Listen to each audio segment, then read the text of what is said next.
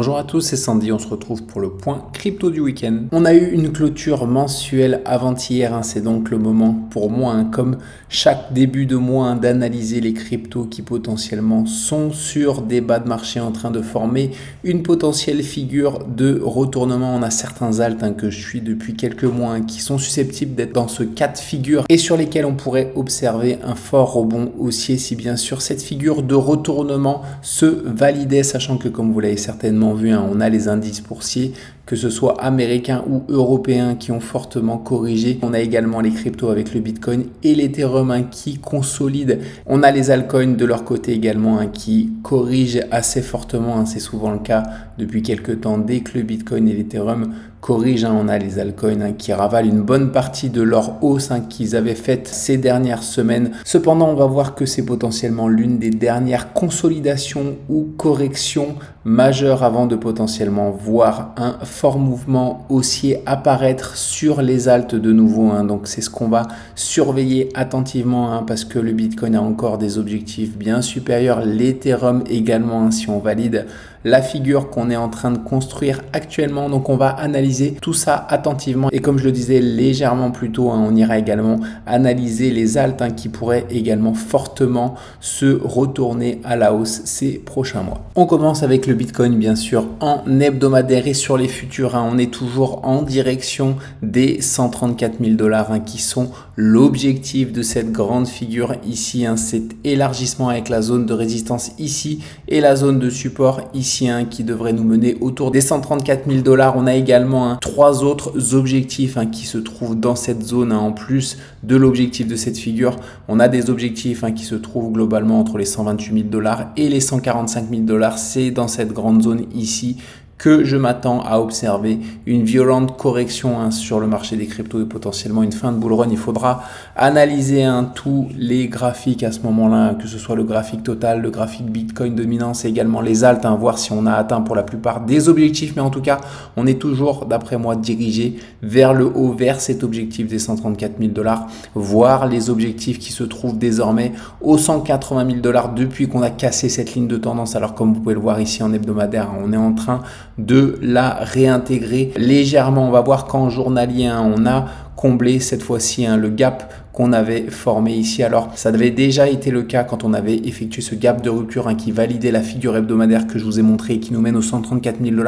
Comme vous pouvez le voir, quand on était revenu tester après un bel hameçon ici, on avait fortement à chaque fois rebondi sur cette zone.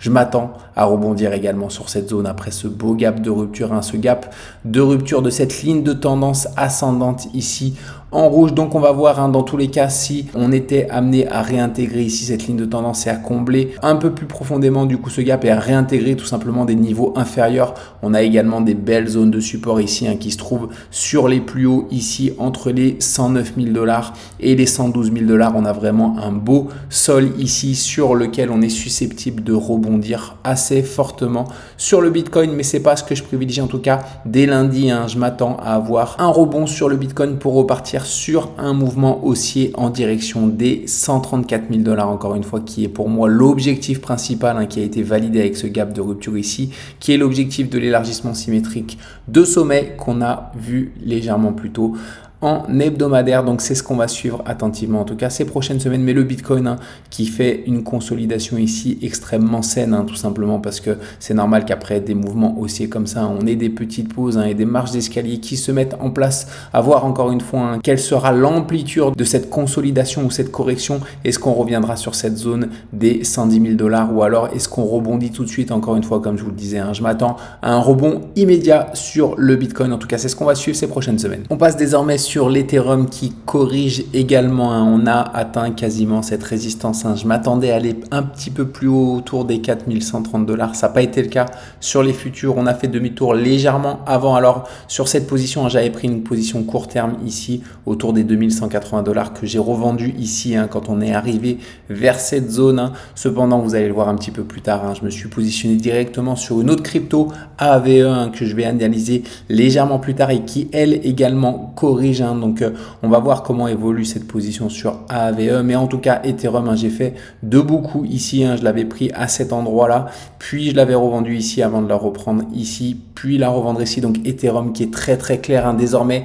ce qui va être intéressant d'observer sur Ethereum, hein, c'est quelle sera l'amplitude de la correction qu'on va effectuer. Est-ce qu'on rebondit tout de suite ici, hein, sur cette zone de support journalière, hein, c'est une zone sur laquelle on a rebondi ici, sur laquelle on a été rejeté ici, hein, une zone qui a joué le rôle de résistance ici, de support ici, de résistance ici, qu'on a traversé à cet endroit assez facilement, puis qui a rejoué le rôle de résistance ici, qui a joué le rôle de support à cet endroit-là récemment et qui pourrait de nouveau jouer le rôle de support ici. Donc à voir si on rebondit tout de suite ou alors si on va chercher une zone inférieure, hein. Donc si jamais on va chercher par contre cette zone inférieure située entre les 3000 $ et les 2800 $, hein, ce sera une merveilleuse zone une nouvelle fois d'investissement sur l'Ethereum, tout simplement parce que on a une future figure qui est sur le point de prendre forme, hein, et ici on aura susceptiblement une magnifique rotation partielle qui se formera pour valider cette belle figure et partir en direction des objectifs des 6886 $, hein, de cette figure.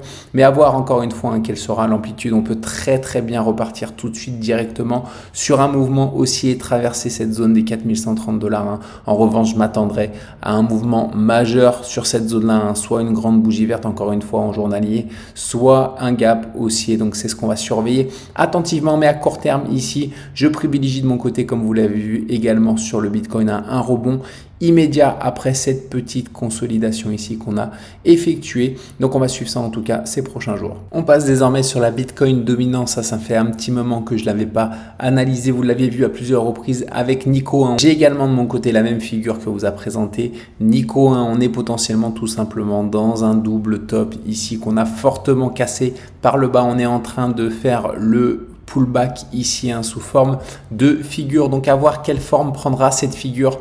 Ce que je privilégie de mon côté, hein, c'est potentiellement soit un canal ascendant comme ceci, soit potentiellement un triangle symétrique ici avant de repartir vers le bas, hein. Donc la formation d'une figure potentiellement de continuation baissière pour aller chercher les objectifs ici du double top, hein, qui se trouve autour des 57% sur la Bitcoin dominance, hein, pour aller chercher également, hein, ce support ici, hein, de cette grande figure, cet élargissement ascendant, hein, qui est une figure très fortement baissière, sachant que si jamais on va chercher cette zone ici, on aura de fortes chances de casser cette figure par le bas, une figure qu'on a ici 80% de chances de casser à la baisse, hein. C'est pour ça que je privilégie la cassure et du coup l'atteinte des objectifs de cette grande figure ici qui nous mène autour des 48% pour la Bitcoin dominance, hein. Donc on va suivre ça attentivement, sachant qu'on est susceptible ici, hein, en s'approchant du support et en validant du coup les objectifs de ce double top, hein, d'observer un rebond pour former également une rotation partielle ici. Donc on verra, on surveillera ça attentivement en tout cas, hein. Mais c'est pour ça, hein, c'est en analysant la Bitcoin dominance que je vois un rebond quasi immédiat, que ce soit sur l'Ethereum et le Bitcoin, parce que certes, hein, on peut revenir légèrement plus haut, aller chercher une zone légèrement supérieure comme celle-ci, hein, donc faire un pullback, hein, qui déborde légèrement avant de repartir vers le bas. Mais cependant, c'est pas le scénario que je privilégie ici. Quand on a une zone comme celle-ci, hein, qui a joué le rôle de résistance à plusieurs reprises, puis de support ici, et qui joue de nouveau le rôle de résistance, on a de bonnes chances en tout cas d'être tout de suite rejeté ici pour partir en direction des objectifs du coup de ce double top sur la Bitcoin dominance, sachant que quand on a des décharges baissières sur la Bitcoin dominance, elles se font souvent d'un trait, hein, comme on l'a vu ici, on a une forte décharge, on est susceptible d'avoir un enchaînement, hein. Au mois de novembre 2024, on avait vu une forte baisse, hein, toute droite ici, hein. C'est souvent le cas sur ce graphique de la Bitcoin dominance. Donc on va voir, hein, si c'est le cas, sachant que si la Bitcoin dominance s'affaiblit, hein, pour rappel, c'est qu'on a un regain d'énergie, hein, dans 100% des cas sur les altes, hein. C'est pour ça que je surveille attentivement ce graphique, hein. Je pense vraiment qu'on est sur une excellente zone ici, comme vous pouvez le voir, hein, pour avoir cette nouvelle décharge baissière et atteindre les objectifs de cette configuration de ce double top qui nous mène dans cette zone là entre les 58,5% et les 57,8%. Donc c'est ce que je surveille attentivement et c'est pour ça que, encore une fois, hein, je m'attends à un rebond immédiat, que ce soit sur le Bitcoin, sur l'Ethereum, mais surtout sur les des altes. On passe sur le graphique total en hebdomadaire qui est actuellement très clair. On a un double objectif ici qui nous mène autour des 4,7, 4,8. L'objectif à la fois de cette grande figure ici, c'est ce genre de tasse et anse qui nous mène ici dans 49% des cas. On a également cette figure d'élargissement en chemin après un throwback sur cette figure de tasse et anse. On observe pour rappel autour de 75% de throwback sur ce genre de figure sur les tasses et anse. Donc ici on a eu ce throwback qui a bien eu lieu puis un rebond. On a effectué ce throwback en formant également un élargissement descendant qui est beaucoup plus visible en journalier. Quand je passe en journalier, je vais vous le montrer. Voilà, c'est cet élargissement ici, sachant que sur la rotation partielle de l'élargissement, on a eu également un petit élargissement dont on a atteint les objectifs. Désormais, comme vous pouvez le voir, on a une forte prise de bénéfice sur cet objectif qui atteint 81% du temps. C'est à quoi on doit s'attendre à chaque fois qu'on atteint des objectifs. Donc ici, on a de bonnes chances de revenir effectuer un throwback ici sur l'ancienne résistance de cette figure. Les throwbacks ont lieu 40% du temps sur ce genre de figure. Donc c'est pas forcément ce qu'on doit privilégier, mais ici, comme on a réagi parfaitement sur cet objectif, on est susceptible de revenir s'appuyer légèrement plus bas avant de repartir en direction de l'objectif de la grande figure ici qui se trouve aux 4,7 $. En tout cas, je surveille également ce graphique très attentivement, tout simplement parce qu'il est très clair, mais comme vous pouvez le voir, ce scénario ici nous laisse plutôt envisager une continuation quelques jours de la correction qu'on est en train d'effectuer sur le Bitcoin et l'Ethereum. Mais comme vous pouvez le voir, on a déjà effectué cette moitié de correction. Donc on a un chemin qui est déjà partiellement effectué et on pourrait observer un fort rebond, soit immédiatement, soit au retour de cette ancienne résistance pour partir en direction des objectifs de la double figure qu'on a vu en hebdomadaire sur ce graphique. Si toutes ces statistiques et toutes ces figures chartistes vous intéressent, sachez qu'on a créé une formation qui regroupe toutes ces statistiques et tous les outils d'analyse graphique en général dans une formation avec Nico. Donc si jamais vous souhaitez en savoir plus sur cette formation, on a publié une vidéo de présentation que vous trouverez dans la description de cette vidéo. Avant de passer sur l'analyse de certains altcoins en mensuel, je voulais rappeler que nous ne sommes pas des conseillers financiers, que ce soit moi ou Nico, on est simplement des traders et investisseurs indépendants qui basons nos prises de position sur les statistiques qu'on a étudiées en profondeur. Et malheureusement, la statistique de 100% n'existe pas, donc faites toujours bien vos propres recherches avant de tenter d'entrer en position sur une action ou sur une crypto-monnaie. On commence tout de suite avec la crypto-monnaie GRT en mensuel qui est venue en ce moment s'appuyer sur une zone de support, une zone qui avait joué le rôle de résistance et de support également en hebdomadaire, mais je ne vais pas rentrer dans les détails, je vais rester sur le graphique mensuel ici. Comme vous pouvez le voir, on a toujours cette même figure avec cette bougie du mois dernier qui confirme encore une fois cette potentielle figure de retournement ici qu'on appelle une structure en haute vague ici sur un bas de marché. Donc à voir si on valide cette figure de retournement. Pour valider cette figure de retournement, il nous faudrait une clôture au-dessus de ce niveau-là. Si c'est le cas, on aura potentiellement un fort mouvement haussier qui pourra s'initier sur cette crypto-monnaie. Pour le moment, comme on peut le voir, on avait failli du coup valider cette figure le mois dernier. On avait fait une belle poussée haussière, une belle jambe haussière, mais qui a été fortement ravalée à la fin du mois suite à la correction qu'on a eu en toute fin de mois.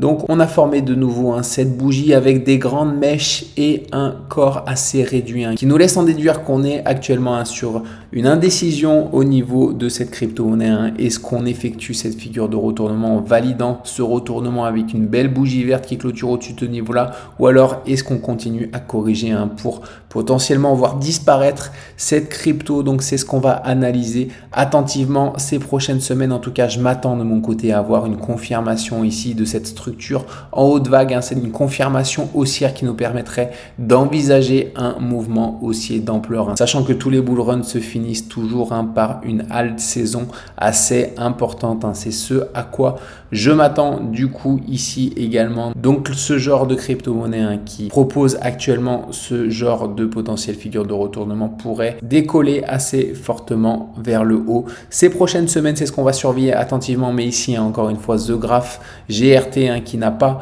du coup valider cette figure de retournement. On l'analysera également le mois prochain pour voir si on a cette validation qui est apparue ou pas sur cette crypto-monnaie. On passe sur la crypto-monnaie ETC, Ethereum classique, qui est également sur une belle zone de support mensuel, qui avait formé une magnifique figure, une structure en haute vague ici sur un support qui a failli être validé le mois dernier avec cette belle bougie verte qu'on a ravalée en toute fin de mois. Donc malheureusement une figure de retournement qui n'est pas tout de suite validé. En revanche, si on réussit à clôturer au-dessus des 21,5 $, on aura cette validation qui nous confirmera le potentiel futur mouvement haussier qu'on sera susceptible d'observer sur cette crypto-monnaie, qui pourrait nous ramener dans un premier temps autour des 40 $. Et si jamais cette grande figure de triple bottom est validée, on pourrait atteindre les objectifs qui seront potentiellement les objectifs finaux sur cette crypto-monnaie, qui se trouveront autour des 64 $, et qui seront également une zone de résistance que j'avais identifié en hebdomadaire, il me semble. Voilà une zone potentielle de résistance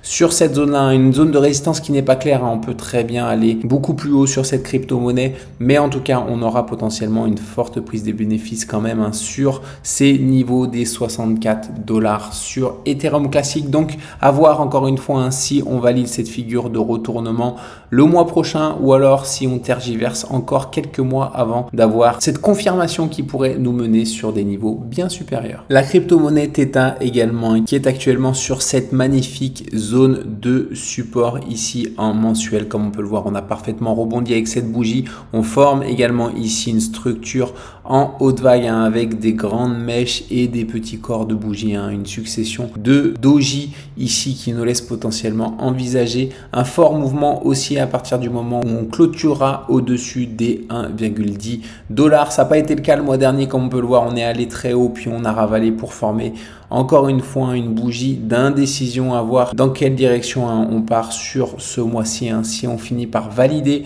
cette figure potentielle de retournement pour partir sur un fort mouvement haussier, ou alors si on décharge une nouvelle fois pour partir sur des niveaux potentiellement très très bas. Donc c'est ce qu'on va surveiller, mais encore une fois de mon côté, je privilégie la figure de retournement et une hausse majeure sur ce type de crypto-monnaie dans les prochains mois. On passe sur Atom rapidement, qui est également sur une belle zone de support, en tout cas une zone qui avait joué le rôle de résistance ici, puis de support ici, puis de support ici, qui joue de nouveau le rôle de support. On a ici la plus belle figure, la structure en haute vague avec énormément de bougies avec des grandes mèches et des petits corps, énormément de succession de doji, ce qui nous laisse potentiellement en déduire qu'on a une forte indécision ici sur cette crypto-monnaie. Si jamais on valide cette figure de retournement, on pourrait partir très fort vers le haut. Si jamais on casse cette structure par le bas, on ira potentiellement vers une disparition de cette crypto-monnaie. C'est bien sûr pas le scénario que je privilégie. Je m'attends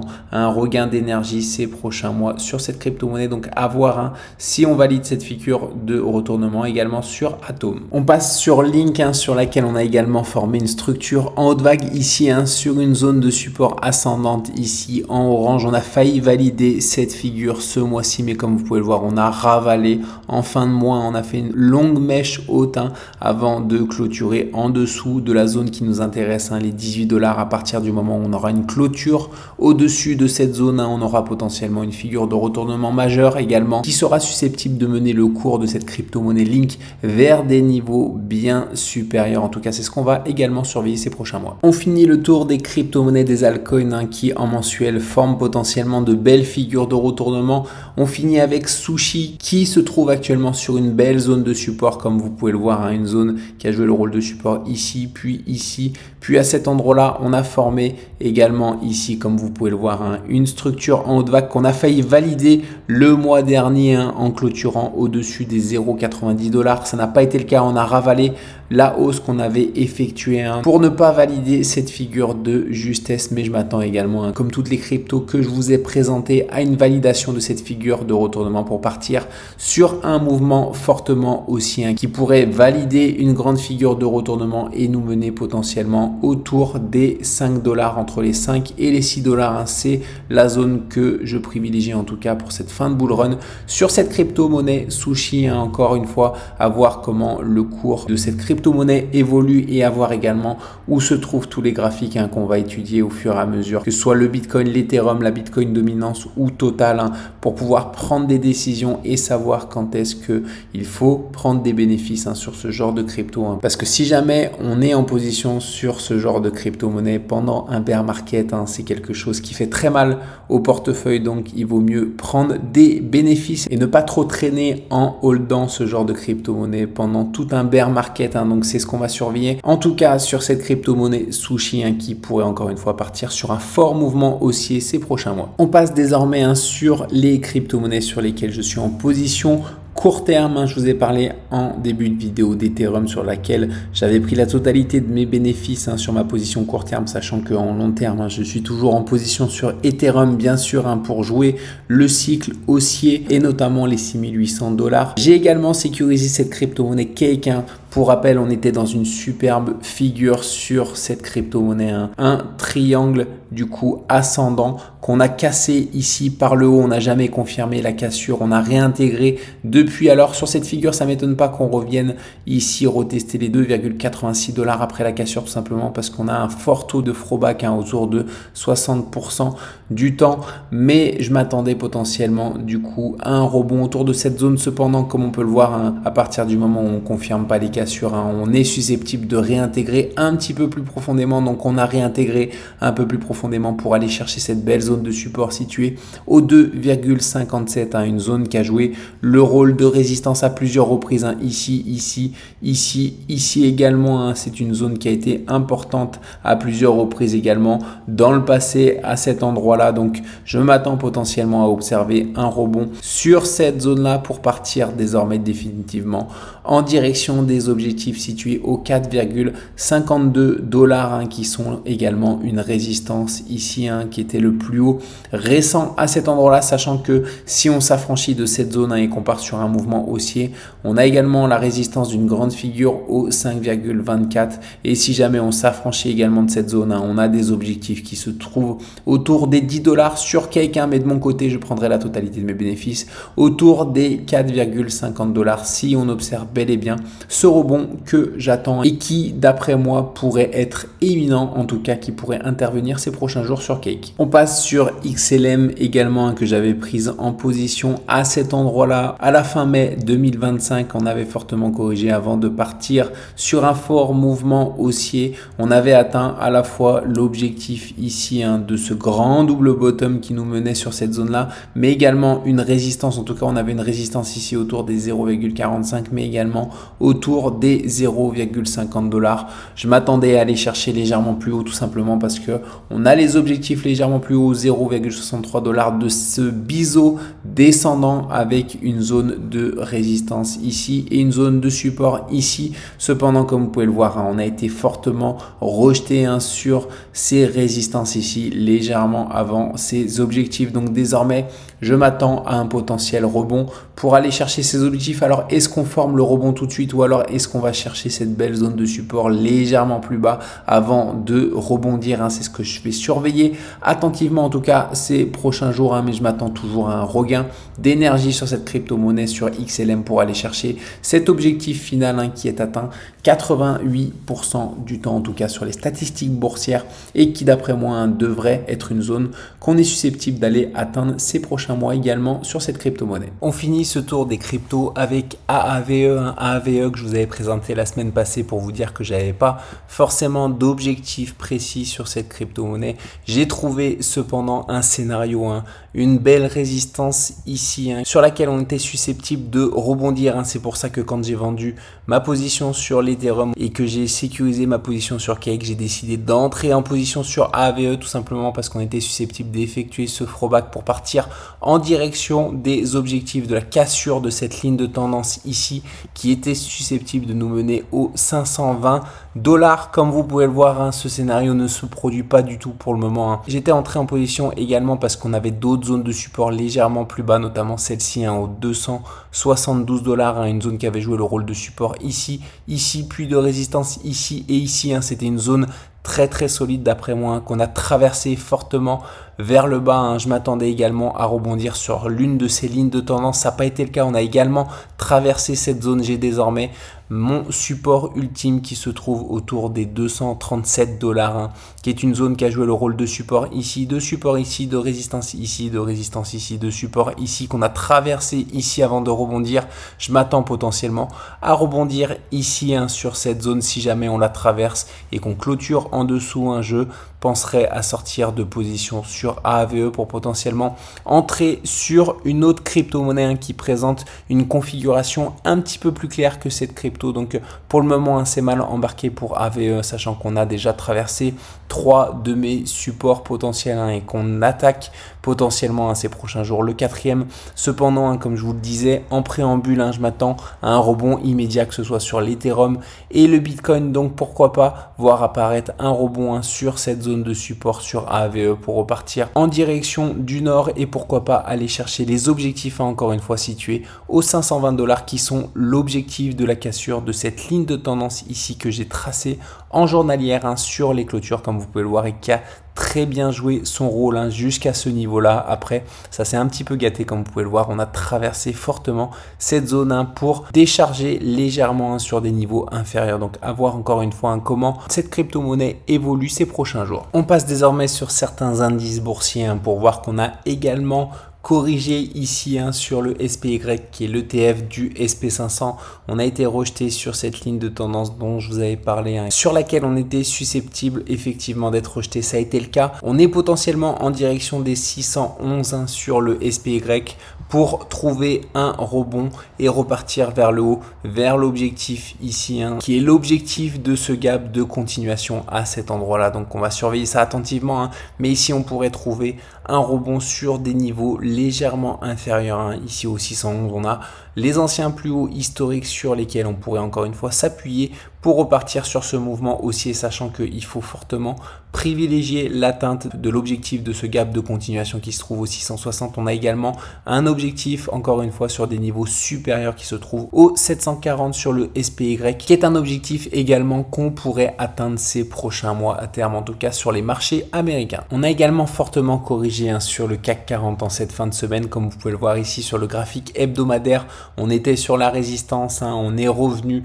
s'appuyer sur un support majeur situé sur des niveaux inférieurs, les 24 280 sur le PX1GR, l'ETF du CAC 40 avec dividendes réinvestis. Je m'attends sur cette zone-là à un fort rebond pour valider du coup une potentielle grande figure de continuation, à voir sous quelle forme elle interviendra. Est-ce qu'on rebondit tout de suite pour aller chercher la résistance ici, sachant qu'on aura fort à faire pour à la fois franchir cette zone des 25 380 avec une confirmation, mais également s'affranchir de cette ligne de tendance ici ascendante. Donc c'est ce qu'on va surveiller à partir du moment où on franchira ces deux résistances. On aura validé une figure de continuation qui sera susceptible de nous mener sur des niveaux bien supérieurs. Reste à savoir désormais si on rebondit bel et bien sur cette zone là, ou alors si on va chercher un niveau inférieur pour trouver un rebond et potentiellement former une sorte de rotation partielle. Après, on peut très bien former une figure un petit peu plus complexe pour partir sur un triple bottom ici, mais c'est pas du tout ce que je privilégie de mon côté sur le CAC 40. En tout cas, on est en ce moment sur une zone de support, donc la prochaine chose à surveiller à court terme, c'est la réaction ici qu'on va pouvoir observer. Et est-ce qu'on rebondit tout de suite, ou alors est-ce qu'on casse par le bas pour aller chercher une zone inférieure? Mais pour le moment, ce que je privilégie quand on arrive sur une belle zone de support qui a joué son rôle à plusieurs reprises, comme vous pouvez le voir, ça avait joué le rôle de support ici, puis de résistance ici, de support de nouveau ici et ici, on est susceptible également d'avoir un support ici pour un rebond immédiat et une continuation de la hausse. En tout cas, c'est le scénario que je privilégie. Si jamais on casse cette zone, on verra dans la prochaine vidéo quelles sont les futures zones d'accueil sur le CAC 40 pour potentiellement observer un futur rebond.